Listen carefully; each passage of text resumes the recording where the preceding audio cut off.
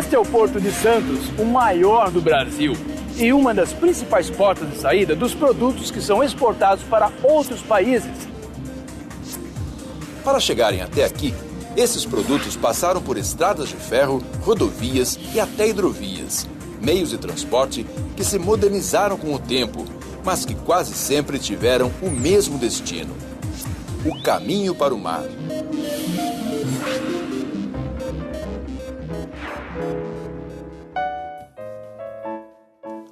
O pau-brasil foi uma das primeiras riquezas a ser exportada para Portugal por meio de navio.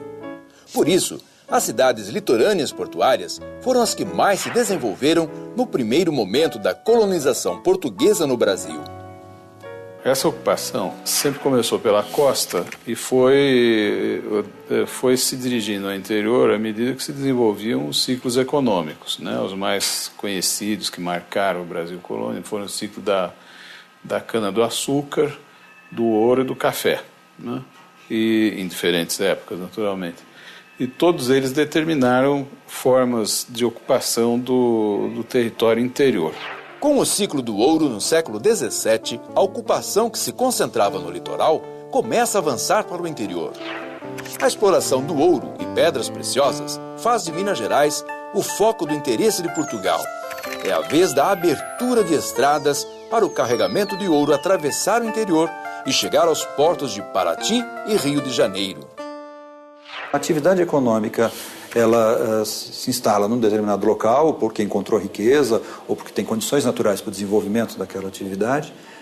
E aí a estrutura viária é construída para poder extrair essa riqueza. E o interesse sempre foi tirar a riqueza dali e levar para a metrópole. Então todo o sistema viário construído ao longo do período colonial, ele sai do interior, né, e se desloca até o porto, porque daí do porto os produtos vão ser exportados. Depois do ouro, foi a vez do café impulsionar o crescimento da economia brasileira e acelerar a industrialização da região sudeste.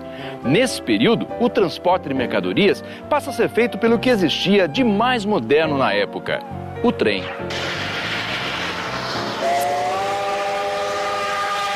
A maior parte da malha ferroviária, principalmente aqui no Sudeste, foi construída em função do café. E depois, a partir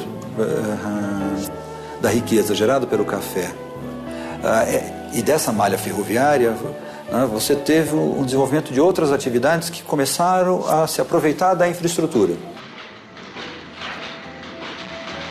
A indústria foi a atividade econômica que mais se aproveitou da malha ferroviária. No caso da capital paulista, bairros operários como a Moca e o Brás se desenvolveram justamente por estarem próximos às linhas de trem. Do período colonial até o final da década de 30, o fluxo de mercadorias ia do interior para o litoral e de lá para fora do país. É o que chamamos de traçado extravertido. Mas essa dinâmica começa a mudar no Estado Novo, com o governo de Getúlio Vargas, quando novas estradas e ferrovias são construídas para interligar as regiões brasileiras pelo interior. A construção de rodovias pavimentadas interligando as regiões brasileiras é algo muito recente, né? Começa com o Estado Novo de Vargas. É um momento em que você tem um governo centralizado, né? Centralizador, né? Na verdade, em que ele tira a autonomia dos estados. Então, ele, para ter controle político do país, ele precisava ter capacidade de deslocar as tropas rapidamente, né? Então, ele precisa fazer essa interligação. E, ao mesmo tempo, há uma necessidade de interligar os mercados, né? A indústria de São Paulo, ela produz em grande quantidade e o mercado aqui ainda não é suficiente, então ela começa a abastecer o resto do país. E aí a criação de um sistema de transportes, né, de comunicações com o restante do país é fundamental para que a indústria se desenvolva. Na década de 1950, a indústria brasileira se moderniza e cresce. O modelo desenvolvimentista implantado pelo presidente Juscelino Kubitschek acelerou a construção das rodovias que interligam todas as regiões brasileiras. A construção de Brasília, a partir de 1956, ajudou a povoar o centro-oeste e o norte do Brasil. Com as rodovias, a agricultura e a pecuária brasileiras, antes concentradas apenas no sul e sudeste do Brasil, se expande em direção ao centro-oeste e ao norte. Hoje, a região centro-oeste, por exemplo, é líder na produção de algodão, girassol, milho e soja para o comércio exterior, que continuam tendo como destino os portos. O país pode escolher fortalecer a produção do automóvel, por exemplo, dos caminhões, então ele acaba incentivando o transporte rodoviário, ou poderia, como aconteceu na Europa, nos Estados Unidos, em quase todos os países do mundo, ele privilegiar o transporte ferroviário e o hidroviário. O modelo de transporte brasileiro privilegiou as rodovias, mais tarde consolidadas pelo desenvolvimento da indústria automobilística e os derivados de petróleo.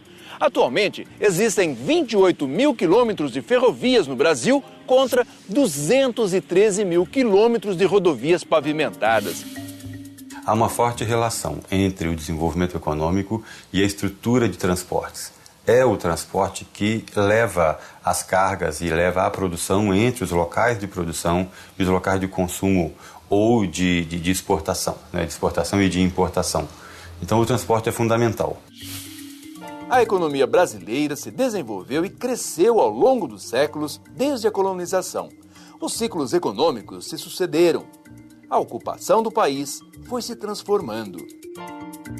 Ferrovias e rodovias encurtaram distâncias e promoveram a integração entre as regiões brasileiras.